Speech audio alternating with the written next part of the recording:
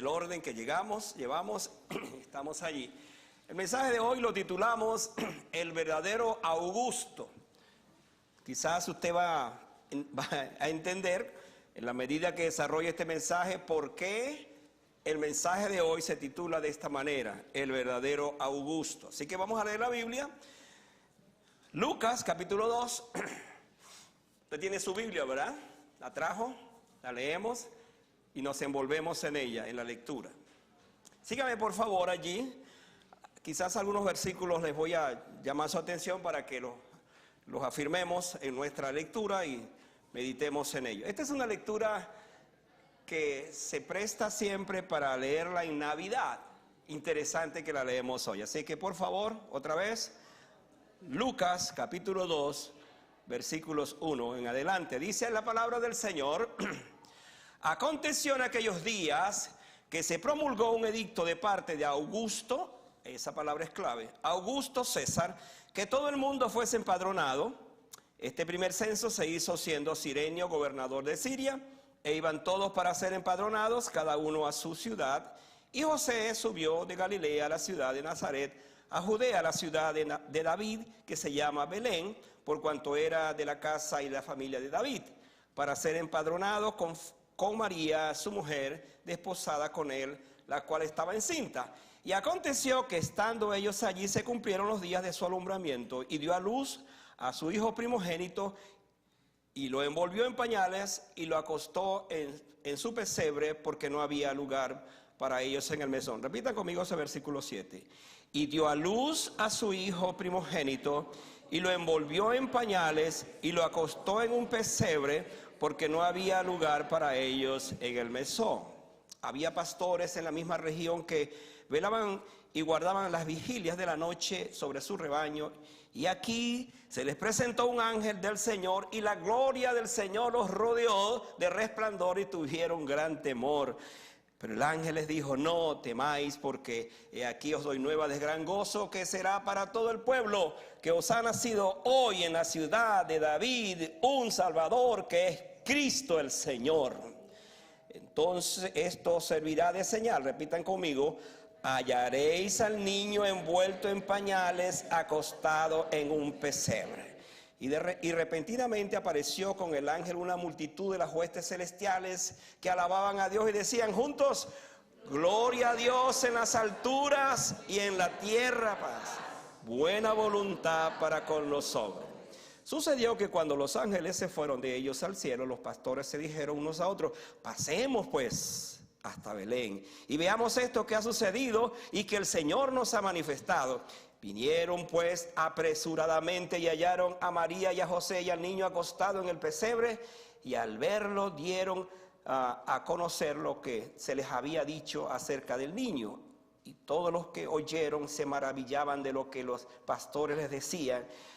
Pero María, escuche esto, pero María guardaba estas cosas en su corazón, meditándolas en su corazón. Y volvieron los pastores glorificando y alabando a Dios por todas las cosas que habían oído y visto, como se les había dicho. Amén. Oremos. Amado Dios, como siempre te pedimos que tú nos hables por esta palabra que hemos leído. Señor, no podemos hacer nada si tú no nos hablas, diriges y nos ayudas a entender tu palabra.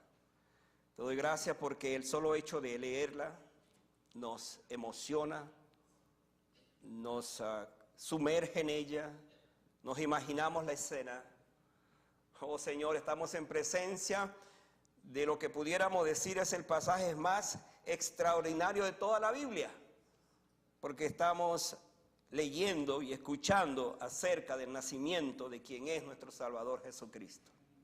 No hay lectura más hermosa, más amena, más extraordinaria que esta. Mi oración en esta tarde es que tú, Señor, nos hables por ella. Que los que estamos en este lugar con diferentes motivaciones en nuestros corazones, esta palabra encuentre receptividad, sean nuestros corazones receptivos a lo que tú quieres decirnos. Gracias por este momento tan único que nos das de estar juntos escuchando tu palabra. En el nombre de Jesús. Amén. Pueden sentarse, hermano. Muchas gracias.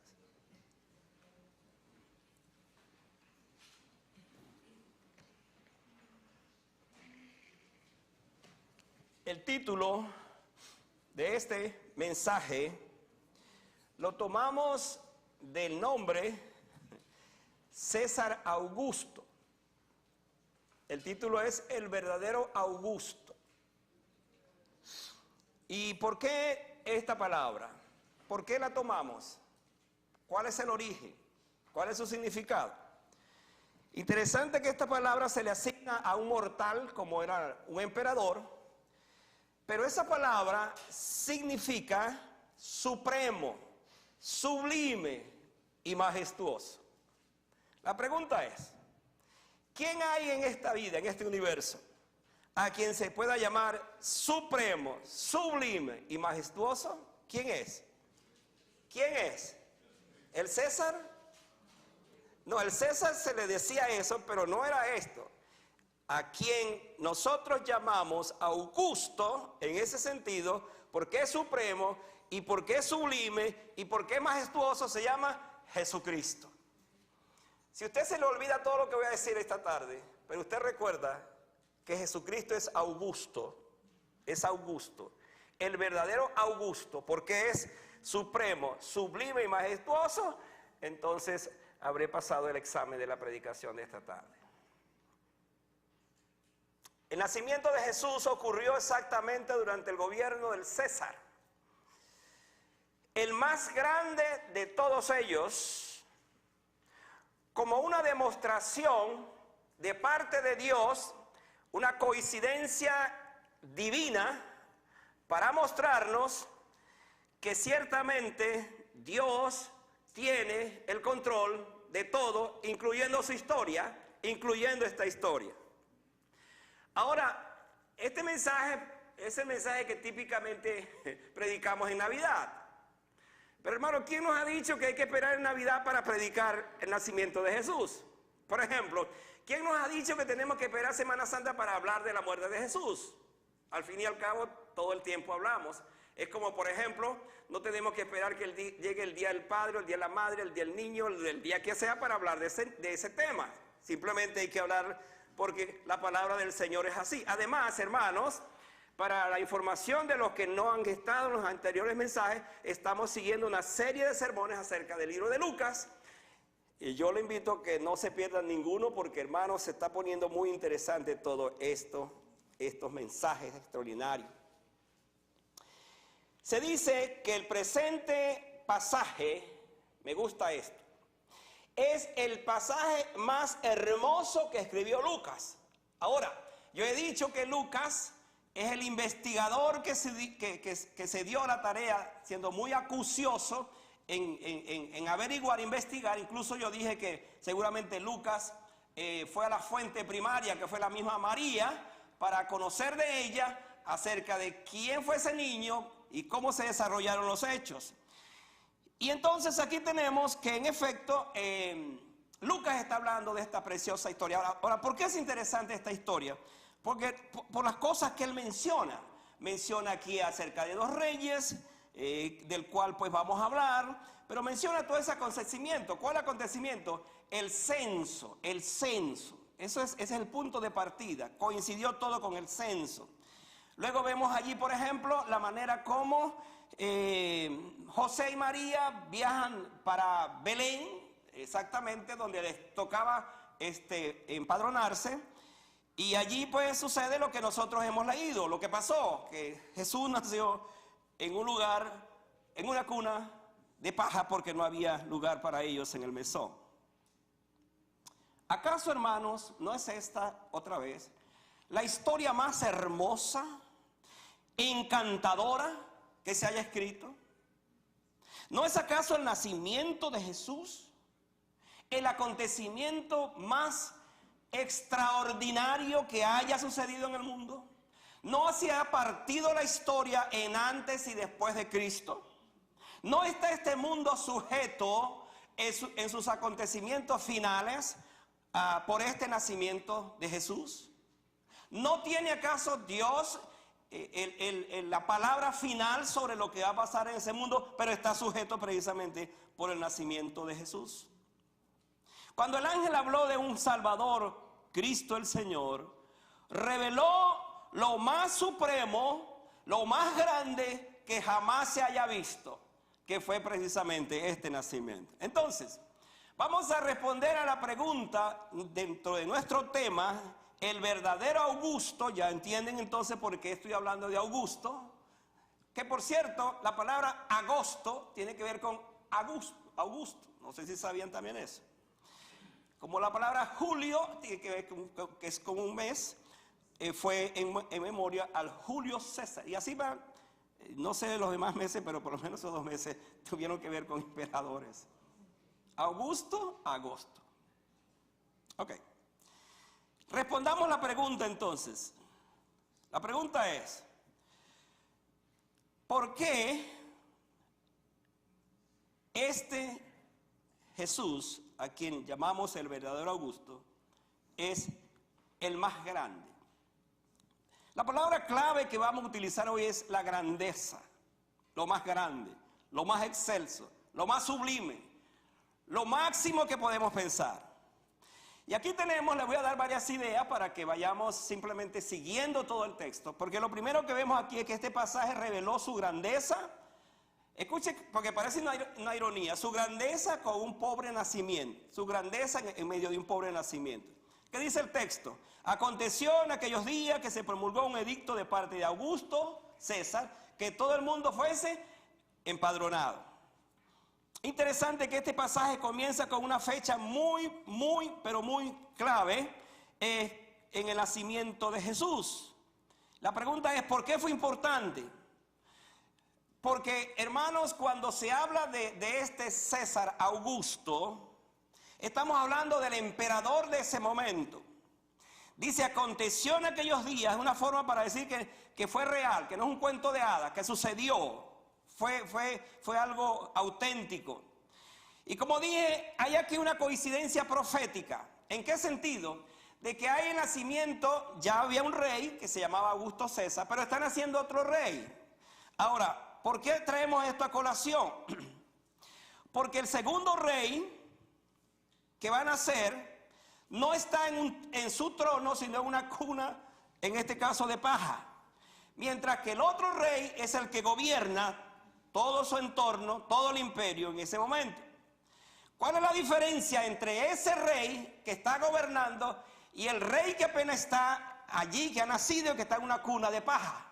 La diferencia es que mientras el César Augusto es el gran rey, el gran gobernador, tomando en cuenta estos elementos que estamos tratando, que era lo máximo para ellos, mientras el mundo conocía que no había alguien más grande que el César Augusto, en la cuna de Belén está naciendo el más grande rey de todos los tiempos, porque es el rey de reyes y es el señor de señores y es el gobernador de todo el mundo, aún estando en esta condición. Por otra parte, es interesante pensar que este decreto que promulgó este emperador, él lo hizo por razones, diríamos, estratégicas. No tenemos tiempo para analizar las consecuencias o los resultados de ese censo, pero lo que sí queremos ver es que el hecho de que Augusto César haya promulgado ese decreto, lo que él no sabía es que simultáneamente en la eternidad ya se había promulgado otro decreto. ¿Cuál decreto? El decreto de que exactamente durante ese tiempo iba a nacer el Señor Jesucristo. Porque según Isaías 7:14 y Miqueas 5:2, aquí nos encontramos nosotros con este hecho indiscutible. ¿Cuál es el hecho indiscutible? De que exactamente Dios preparó todo para que el César Augusto promulgara ese decreto y en efecto se diera ese censo, hubiera esa movilización, pero con el resultado o con la coincidencia, quiero decir, profética, de que precisamente María está embarazada ya tiene sus 9 meses, ya se ha cumplido los tiempos de su alumbramiento, y entonces se van a mover de un sitio para otro, y es exactamente en ese lugar cuando va a suceder en Belén todo esto. Hermano, a Dios no se le escapan las cosas. Dios es un Dios que tiene un programa establecido y va llevando todo de tal manera, con un orden tan especial, que podemos ver todo esto acá. Ahora, en Belén nació entonces el verdadero Augusto. Sin embargo, tenemos que hablar un poquito de quién fue ese Augusto César para entender aún mejor la idea. César Augusto fue probablemente el más célebre de los emperadores romanos, y según la lista de ellos se dice que fue llamado Octavio, nieto nada menos y nada más que de Julio César, el más grande de todos los emperadores. Dice que para Julio César, este César Augusto llamado Octavio era el favorito, era su nieto. Y es interesante que cuando mataron a Julio César, él había escrito que quien iba a sucederlo no era su hijo, sino su nieto. Y en este caso dice que el Senado romano, exactamente cuando mataron a Julio César, nombraron entonces a César Augusto. Ahora, ¿por qué estoy mencionando todo esto? Por el tema que estoy trayendo. Para los judíos, escuche esto, para los judíos era una blasfemia nombrar al César Augusto. Era una blasfemia, porque para los judíos el único Augusto era Dios, el único soberano, el único que podía tener ese nombre. Entonces para ellos había un verdadero Augusto y era Dios, pero ni los romanos ni los judíos habían pensado que en Belén de Judea estaba naciendo el auténtico Augusto, el Dios todopoderoso, el Dios que se va a encarnar, el Dios que va a tomar forma de hombre, porque así es como sucedió con Jesucristo. Y esta es la ironía más grande, porque mientras César Augusto nació en una cuna de oro, y déjeme decirle que era de oro, porque así eran las cunas de los emperadores. Mientras el César nació en una cuna de oro, el otro rey, el rey del universo, está naciendo en una cuna de paja. Hermanos, estamos en presencia, como dije, de algo que tiene que tocar nuestras fibras, tiene que emocionarnos, tiene que hacernos pensar al presentar estos contrastes. Porque en efecto, allí estaba naciendo el rey del universo. Ciertamente podemos decir esto: César Augusto era el más grande rey del imperio, pero los piecitos que tocaban la paja del pesebre en ese momento están diciéndonos que allí nació el rey que es sobre todos los reyes. Esto nos hace pensar entonces que el soberano en ese momento, es verdad, era el emperador, pero el mundo vio nacer al auténtico soberano, y ese soberano se llama nuestro Dios, en la persona de Jesucristo. En segundo lugar, hablando en estos mismos términos, esto reveló su grandeza al hablar de el verdadero Augusto, porque se pensó en los más olvidados. Fíjense que estamos hablando como un contraste. La grandeza vista en algo tan pobre como una cuna. La grandeza vista en la noticia que se le da a los más olvidados. ¿Quiénes son los más olvidados? Vamos a ver el versículo 8. Dice, había pastores en la misma región que velaban y guardaban las vigilias. Pastores. Lucas sigue describiendo magistralmente la noche de la Navidad. Allí en las llanuras donde se cuidaban las ovejas reinaba la quietud. Los pastores dormían en ese silencio y solo se oía la voz del balido de alguna oveja de vez en cuando. Ningún ruido había esa noche, todo estaba tranquilo. Pudiéramos pensar que el mismo Dios cerró la boca de los lobos para que no se comieran las ovejas, para que los pastores no se alteraran. Porque la noche era una noche tranquila. Y así estaban. Los pastores guardaban las vigilias de la noche. ¿Pero qué sucedió? De repente, en medio de esa quietud de esa noche, se aparece un ángel. Un ángel del cielo que, dicho sea de paso, yo creo que este ángel era Gabriel, porque Gabriel es el ángel de la Navidad. Y entonces se aparece en medio de ellos y ellos se turban y por supuesto, hermano, ¿quién no se va a turbar con semejante visión, semejante experiencia de ver un ángel que llega del cielo con esa gloria, con esa presencia, con ese poderío? Pero ¿qué le dice el ángel a ellos?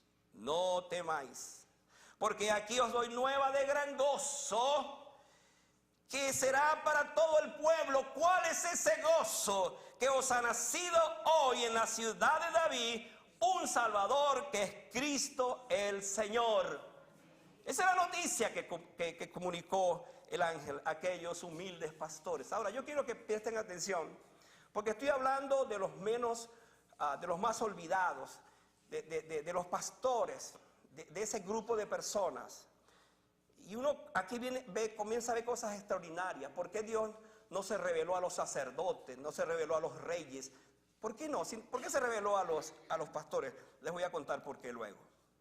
Las paradojas divinas son la de permitir que su hijo, al nacer en un lugar como aquel, donde solamente pastaban los animales, quienes conocían muy bien de eso eran los pastores.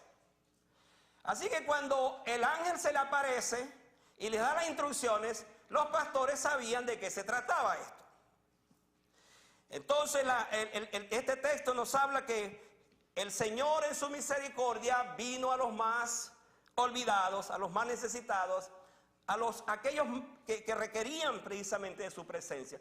Y hermano, esta es la verdad de la salvación.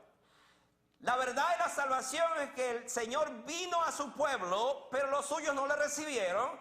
Sin embargo, a los que le recibieron, a los que creen en su nombre, les dio la potestad de ser hechos hijos de Dios. ¿Quiénes componemos la iglesia del Señor? Los más nobles, los más ricos, ojalá tuviéramos. Pero ¿quiénes componemos la iglesia del Señor? Personas que venimos de nuestros contextos culturales, con nuestras necesidades.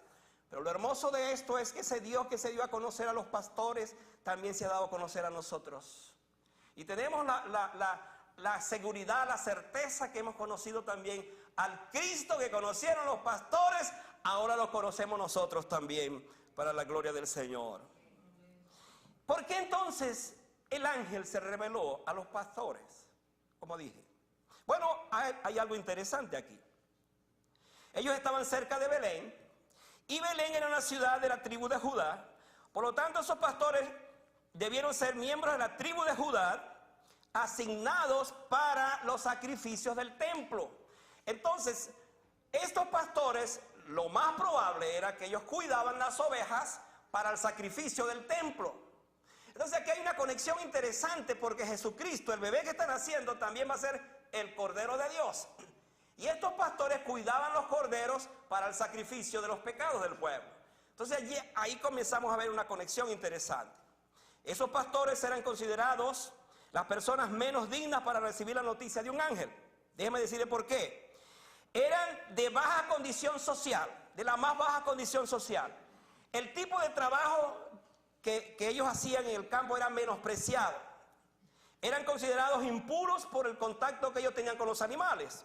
Eran personas con falta de educación formal, por lo tanto no podían estudiar las escrituras. Por eso dije, ¿por qué no se le revelaron a los sacerdotes o a los sabios de ese tiempo? Era un trabajo que exigía largas horas afuera. Por último, llevaban sobre sí el estigma cultural al ser vistos como personas incultas y no refinadas. Pues fue a ellos a quien el ángel vino, le habló del nacimiento de ¿quién? De el Hijo de Dios, del verdadero ¿qué? Augusto. Exacto. Del verdadero Augusto. También otro pensamiento es que reveló su grandeza en el descenso de su gloria. Vayan para ver el versículo 9. Miren lo que dice el versículo 9 del pasaje que estamos leyendo en Lucas capítulo 2. Dice el versículo 9: Y aquí se le presentó un ángel del Señor, y que la gloria del Señor los rodeó de resplandor y tuvieron temor. Ahora, por favor, subraye y agárrese allí de ese texto, porque vamos a hablar de algo que es extraordinario en este pasaje. Estamos hablando de que lo que hace grande al verdadero Augusto es la manera como se presenta. Primero, parece una contradicción que aparezca precisamente, que nazca, quiero decir, en una cuna de paja y no de una cuna de oro. Es una contradicción que se le ha parecido a estos insignificantes pastores, pero ahora parece también una contradicción que la gloria de Dios se manifieste a estos insignificantes hombres. Y quiero que me sigan allí, porque esto es muy importante que lo resalte. Hubo por mucho tiempo algo que se conocía como la teofanía o cristofanía, que no es sino aquella presencia anticipada del Cristo preencarnado. No sé si este es un término que de repente usted lo está escuchando por primera vez, pero lo voy a explicar. Significa que antes que Cristo naciera, ya existía, ¿o no es así? Siempre existió, siempre existe y siempre existirá, porque Él es Dios. Pero estamos hablando de Él en una presencia preencarnada. Y eso se llama teofanía. Es un anticipo de lo que vendría. Pues la gloria de Dios se manifestaba de esa forma. Y aquí tenemos precisamente esto. Es el hecho de ver a un Dios invisible mostrándose visible. Dice el texto que cuando el ángel descendió, entonces trajo la gloria del Señor, y los insignificantes pastores, aquellos hombres, entonces vieron su gloria. Cuando esa gloria era visible, la gente ocultaba sus ojos, se sentía abrumada por ello, se arrodillaban ante ella, porque no había nada en la naturaleza que pudiera compararse con la gloria de Dios. Déjeme decirle esto. Los sacerdotes, y especialmente el gran sumo sacerdote, cuando bajaba la gloria de Dios, ellos no podían literalmente ministrar, porque era tan grande el resplandor de la gloria de Dios que ellos no podían ver. ¿Se acuerdan cuando Moisés estuvo en el monte de Sinaí y la gloria de Dios descendió? 40 días y 40 noches, fue tan grande la gloria de Dios que cuando Él descendió brillaba su rostro y tuvo que ponerse un velo para que la gente lo pudiera ver, porque fue tan grande el impacto de la gloria de Dios. Pero además de eso, se dice que en varias ocasiones cuando la gloria de Dios se hizo presente en el templo o en el tabernáculo, no podían ministrar los sacerdotes porque la gloria de Dios les impedía. Ahora, ¿de qué estamos hablando? Dice aquí el texto que la gloria de Dios se apareció. Vamos a verlo de esta manera. 400 años habían pasado de la última profecía, y también 400 años habían pasado o más todavía, para que se apareciera la gloria de Dios. Entonces aquí estamos en presencia de algo maravilloso. El nacimiento de Jesús trae la gloria de Dios, porque en resumidas cuentas Jesús es esa gloria misma. ¿Qué nos dice la Biblia? A Dios nadie le vio jamás, pero su Hijo Jesucristo le ha dado a conocer. Y dice Juan, y vimos su gloria, gloria como el unigénito, Hijo lleno del Padre y de gracia y de verdad. Todo eso nos muestra entonces que el Hijo trajo la gloria, y es lo que estamos viendo acá. Entonces considera este texto. Aquellos humildes pastores fueron sorprendidos por un ángel del Señor trayendo la gloria, la Shekinah, que es el término hebreo, la Shekinah, delante de sus ojos. ¿Por qué esa gloria no fue revelada entonces a los sacerdotes? ¿Por qué no fue revelada a los gobernadores? ¿Por qué no fue revelada a los sabios? Déjeme decirle esto que Pablo lo va a decir después.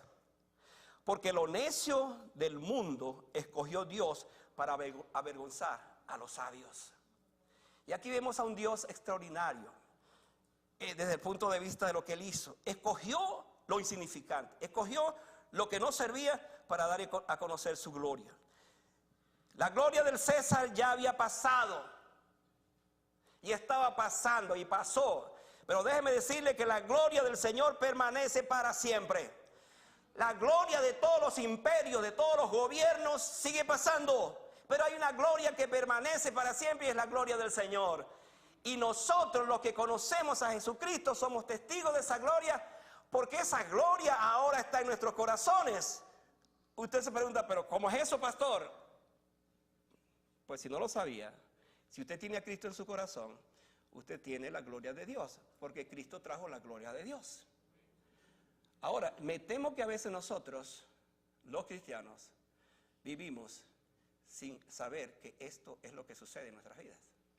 Su corazón es el templo donde mora ahora la gloria de Dios. ¿Lo sabía? Parece que no, hermano. Me temo que algunos aquí como que no sabían eso, aún siendo cristianos. Yo voy a repetir esto porque estoy como un poco asombrado por lo que la impresión que me están dando ustedes. Vamos a ver. Escuchen lo que voy a decir porque esto es importante. Si usted tiene a Cristo en su corazón, usted tiene la gloria del Señor. Voy a repetirlo otra vez para ver si es cierto. Si usted es un cristiano, tiene a Cristo en su corazón es el templo de la gloria de Dios.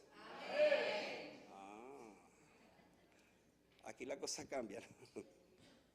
Hermano, a veces nosotros vivimos, actuamos y no nos percatamos de lo que somos. Si usted es un creyente, la gloria del Señor está en su corazón. Y esto es tan maravilloso, hermano. ¿Sabe por qué? Porque en la antigüedad la gente de ese tiempo veía la gloria de Dios que venía y se iba. Ahora esa gloria vino y está con nosotros. Se encarnó en Jesucristo y vive con nosotros. Por lo tanto, nosotros somos receptores de la gloria de Dios. Y repentinamente entonces también apareció con el ángel una multitud de las huestes celestiales. Vean el versículo 13 ahora, porque aquí seguimos viendo la manifestación de esa gloria. Dice, y repentinamente apareció con el ángel una multitud de las huestes celestiales que alababan a Dios y que decían, ¿qué decían? Gloria a Dios en las alturas y en la tierra paz, buena voluntad para con los hombres.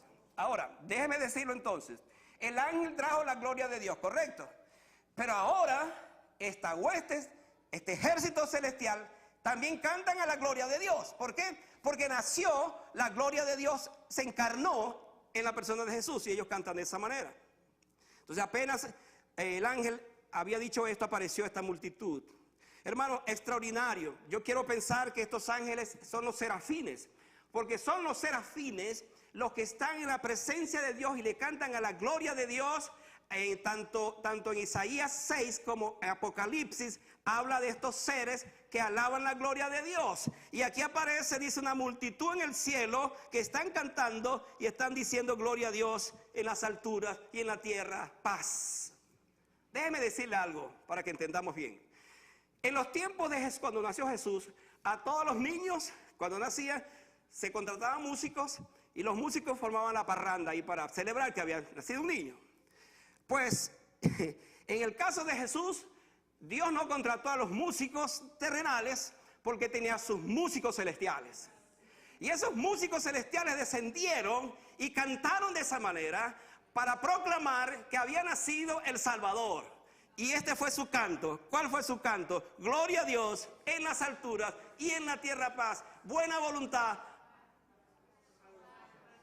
para con los hombres. Interesante que los ángeles no cantaron el cántico de María y era un canto hermosísimo. No cantaron el cántico de Zacarías y era un cántico hermoso. Cantaron el cántico del Señor. ¿Sabe por qué?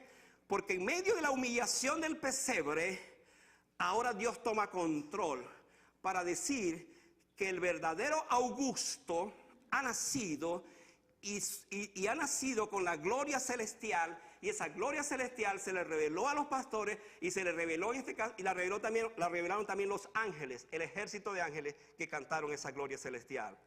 Amada iglesia, qué bendición entonces es saber que aquellos ángeles que cantaron esa gloria, en medio de esa condición, ellos dijeron, gloria a Dios, pero en las alturas. Y conectan entonces, para que ya veamos lo que iba a hacer Jesús, conectan esa gloria de Dios, la conectan con la tierra. Buena voluntad para con los hombres de buena voluntad. ¿Qué significa eso? Que el nacimiento de Jesús en ese momento está enseñándonos, demostrándonos que lo que el cielo decidió, ahora se está cumpliendo en la tierra. Y que Jesús llegó a la tierra para cumplir la voluntad de Dios también. ¿Sabe usted que un día nosotros escucharemos ese canto? No sé si sabía. Pero Apocalipsis 15:3 nos dice que esos ángeles están cantando, van a cantar el cántico de Moisés, pero también tiene que ver con este cántico. ¿Cuál es el cántico? Que la verdadera salvación pertenece a Dios, y es lo que ellos están diciendo de esta manera. Y un día también nosotros nos uniremos o escucharemos ese canto cuando estemos con el Señor. Mi penúltimo pensamiento es que esta presencia, la del verdadero Augusto, reveló su grandeza cuando fue dado a conocer. Miren lo que dice el versículo 15. ¿Qué dice el versículo 15? Pues hablando de los pastores, pues pasemos pues, dice, hasta Belén y veamos esto que ha sucedido. Los ángeles, los pastores fueron impactados por la noticia. ¿Cuál es la noticia? El ángel le dijo esto: os ha nacido hoy en la ciudad de Belén un Salvador, que es Cristo el Señor. Y hermanos, déjenme decirle esto, que aun cuando aquellos incultos hombres, los pastores, no sabían lo que sabían los sacerdotes acerca de las profecías cumplidas, ellos sabían que iban a ser un Salvador, que iban a ser un Mesías. Y ahora entonces dice, pues pasemos, vayamos para ver si es cierto. Y hermanos, fueron, y miren lo que dice el texto. Cuando llegaron allí, vieron a María, vieron a José, pero vieron al niño. Y ellos no llegaron y comenzaron ahí, aunque seguramente reconocieron el trabajo de María trayendo al bebé, el trabajo de José, pero ellos reconocieron al niño. Desde entonces, amada iglesia, nosotros reconocemos que la persona más importante en nuestras vidas, ya no el niño, pero el hombre llamado Jesús, es lo más importante en nuestras vidas. Y dar gracias a Dios porque un instrumento como María trajo al bebé al mundo. Voy a hablar de eso luego también. Entonces, cuando ellos escucharon decir que el niño era el Salvador, no solo se disipó el temor, sino que se llenaron de un nuevo coraje, activaron el coraje, salieron corriendo, dejaron sus ovejas y fueron a ver al niño que había nacido. ¿Qué sucedió allí? Cuando llegaron allí, este es el punto que quiero resaltar. ¿Cuál era la señal del ángel? Veréis al niño envuelto en pañales. Ahora, agarre eso porque voy a hacer una aplicación final de esto. Envuelto en pañales. Esa noticia se dieron en dos aspectos aquí. Entonces ellos se dirían cosas como esta. Bueno, ¿qué hacemos aquí? Hemos visto al ángel, hemos oído su orden, hemos oído a los ángeles del cielo cantando esto. ¿Qué estamos haciendo aquí? Vayamos, corramos para ver al niño. Y fueron allí entonces, y en efecto sucedió que estando allí les contaron a José y a María todo lo que estaba diciendo acerca del niño. Y al final entonces ellos, dice la Biblia, que regresaron gozosos porque descubrieron quién era el niño y cuál era su propósito. Y esto me lleva a mi pensamiento final. Hermano, el verdadero Augusto es grande. Escuche esto finalmente. Porque reveló la grandeza del corazón de una madre llamada María. Ahora, yo tengo en este momento, como pastor, que hacer justicia a esta mujer llamada María como instrumento del cielo para bendición del mundo. Pero por lo que ella trajo, no por lo que ella en sí es, sino por lo que ella trajo. Y es allí donde yo quiero detenerme en estos pensamientos finales. Usted seguramente se pregunta como yo, el tiempo cuando los apóstoles los pastores llegaron, quiero decir, se manifestaron, el gozo de ellos. Y uno puede ver en esa escena corriendo, primero corriendo para ver al niño, luego corriendo para ir a dar la noticia.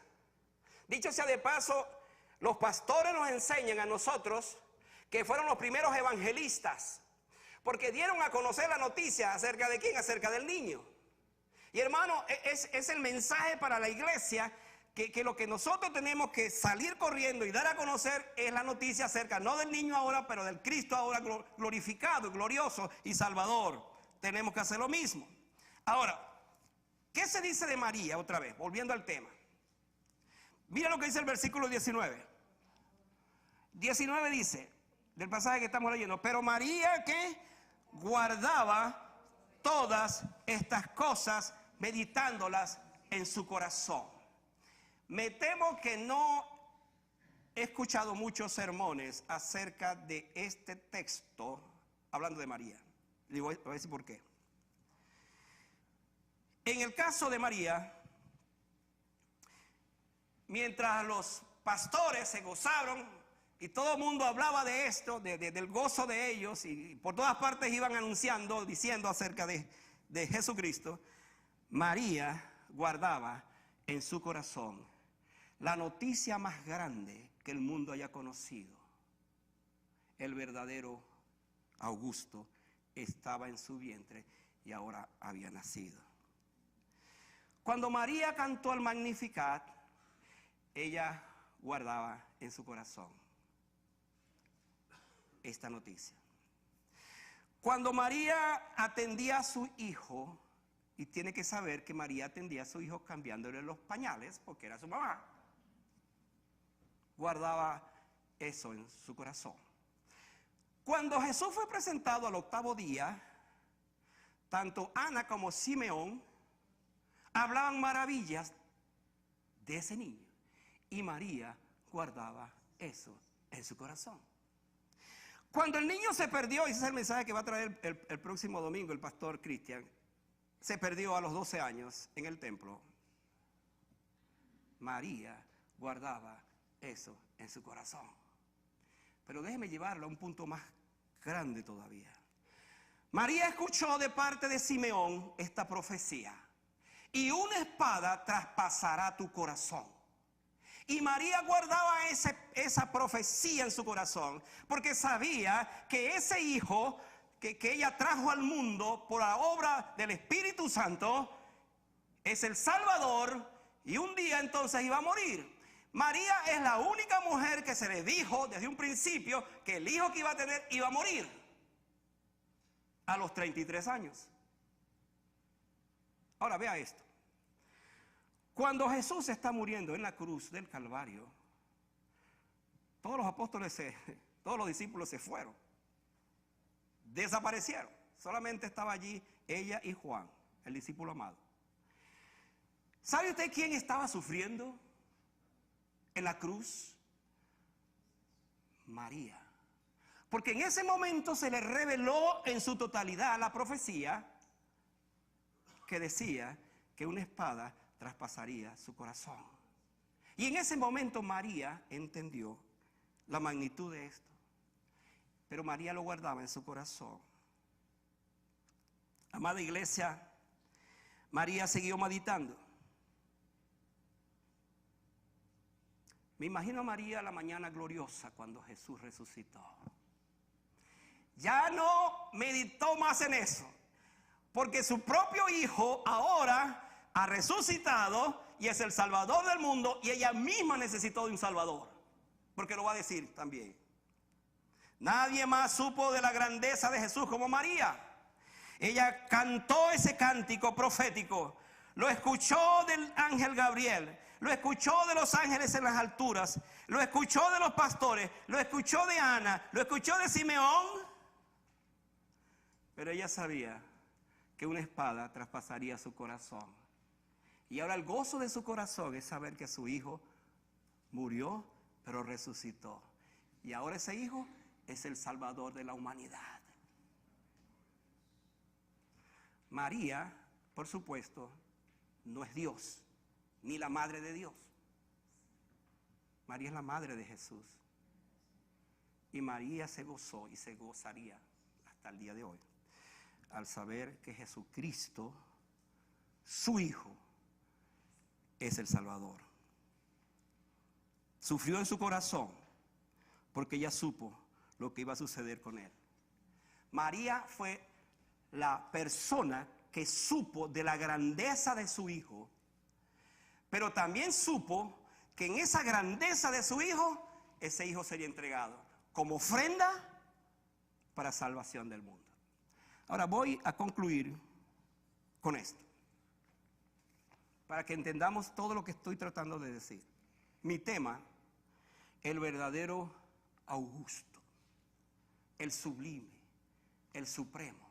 No es el César Augusto, es el Cristo Augusto, si le ponemos este nombre, porque es el verdadero Augusto.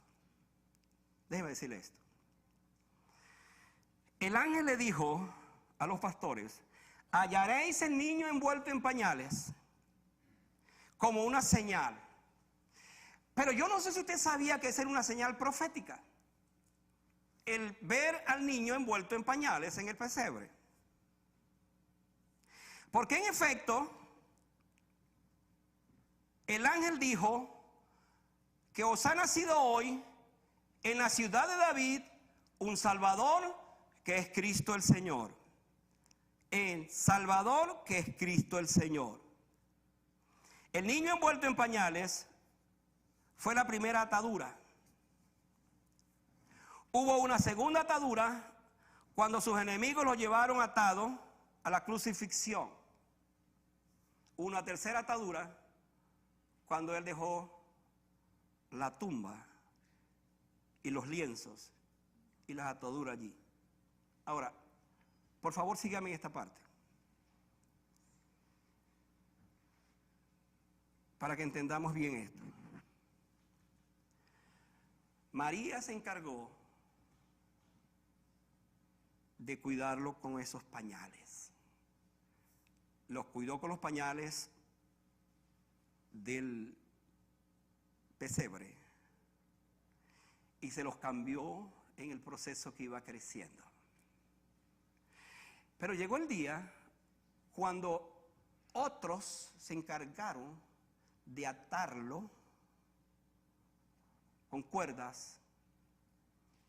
Dicen que eran materiales como este. Lo ataron los soldados y lo llevaron para ser crucificado.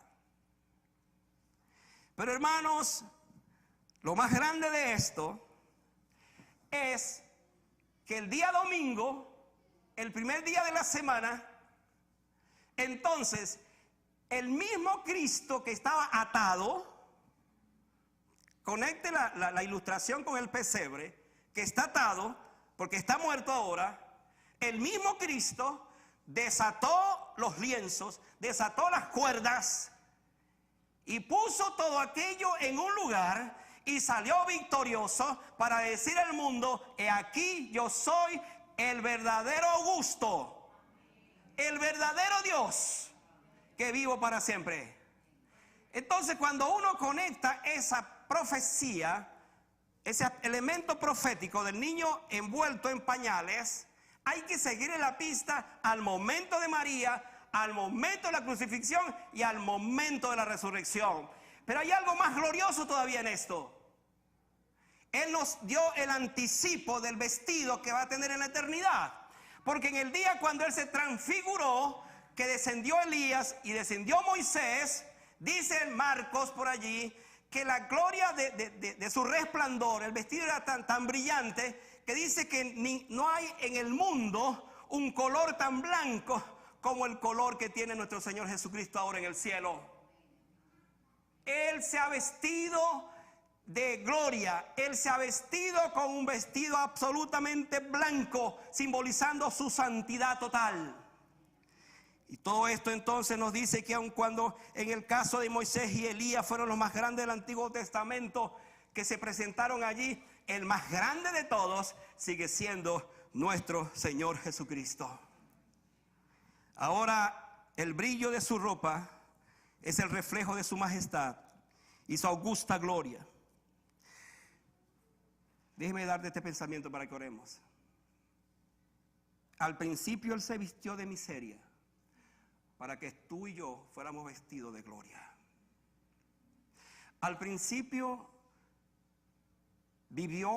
nació y vivió de esta manera para que tú y yo viviéramos con un vestido nuevo. ¿Qué dice la Biblia cuando le conocemos? Que tenemos una vestidura nueva. La vestidura de su santidad. Ahora nosotros, resumiendo todo esto, decimos, adoramos a aquel que vive para siempre. Decimos, adoramos a aquel que está vestido de gloria. Ya no está vestido como en el pesebre, no está atado allí. No encontraréis al bebé de esa manera, porque ya él, esa vestidura es una vestidura terrenal, ahora tiene una vestidura celestial. ¿Y sabe qué? Leíamos ahora al principio que nosotros un día nos pondremos una vestidura blanca. ¿Sabe por qué? Porque Cristo ya se puso el vestido blanco. Y nosotros un día estaremos con Él también para siempre. Quiero pedirles para que estén de pie y oremos al Señor, tomando en cuenta este pensamiento que les he presentado hoy. El verdadero Augusto. Los emperadores se acabaron. Se acabaron. Yo no sé si usted se ha ido a Italia, a Roma, ha visto que ahí hay un emperador. Habrán estatuas. Pero ese imperio se acabó. ¿Sabe por qué se acabó? Porque el único imperio que permanece para siempre es el imperio de Jesucristo. Es el único que permanece para siempre. El imperio de este país un día se acabará. Pero el imperio de Jesucristo permanece para siempre. El imperio de tu nación, lo que está pasando en tu nación, que ahora pudieras verlo como un desastre, se acabará. Porque lo único que permanece para siempre es el reinado de Jesucristo. Él nació para ser rey y Él sigue siendo rey. Nació exactamente en el tiempo de Augusto César, pero Dios en su sabiduría, soberanía, permitió que eso sucediera para decirnos a todos que allí los piecitos que movían la cuna de aquel pesebre, de aquella paja, son los pies que mueven al mundo. Y es el Rey soberano por sobre todas las cosas. Te pregunto algo para que oremos. ¿Qué aflige tu alma en este día? Que no sea posible de alcanzar, de obrar de parte de aquel que es Rey de reyes y Señor de señores. ¿Qué impide en esta tarde que tú tengas el gozo de una salvación completa si sabes que Él, ese niño, creció y murió y ahora está vestido de gloria, esperando por ti para que tú también seas un hijo de Dios? Cierra tus ojos y ora conmigo allí en tu corazón entonces. Busca dentro de ti y pregúntate esta tarde. Pregúntate sinceramente esta tarde. El pastor habló acerca de una gloria revelada en Jesucristo. Escuché decir que el que tiene a Cristo en su corazón tiene la gloria de Dios. Pero yo me doy cuenta en esta hora que yo no tengo esa gloria de Dios porque no tengo a Cristo en mi corazón. Ahora, yo esta tarde asumo la decisión de entregarle el trono de mi corazón, porque no hay otro más, para que Él entonces gobierne y reine. Y oro de esta manera: Padre, gracias por escuchar esta palabra, ayudarme a escuchar esta palabra. Gracias porque me haces ver que por encima de todos los reinos de este mundo hay un reino que es único, sublime, supremo, poderoso, y ese reino es el de nuestro amado Señor Jesucristo. En esta hora yo abro mi corazón para que ese reino llegue a mi corazón, entendiendo lo que Jesús dijo: el reino de los cielos se ha acercado. Y la única manera de tener ese reino es invitando a aquel que es el rey de ese reino, a Jesucristo. Padre, gracias por escuchar mi oración en esta hora. Yo me entrego a ti, yo me rindo a ti de corazón, Señor. Te pido perdón por mis pecados, que es lo que interrumpe mi entrega a ti. Me arrepiento de mis pecados y te entrego a ti mi vida. Gracias por oírme, gracias por perdonar mis pecados, gracias por hacerme tu hijo. Pero más hermoso es pensar que soy parte, un súbdito de ese reino, que soy parte de ese reino, de la familia de ese reino, cuando le entrego mi corazón a Cristo. Gracias una vez más, en el nombre de Jesús. Amén. Quédense de pie por un momento y volveré otra vez para orar con ustedes. Adelante, mis hermanos.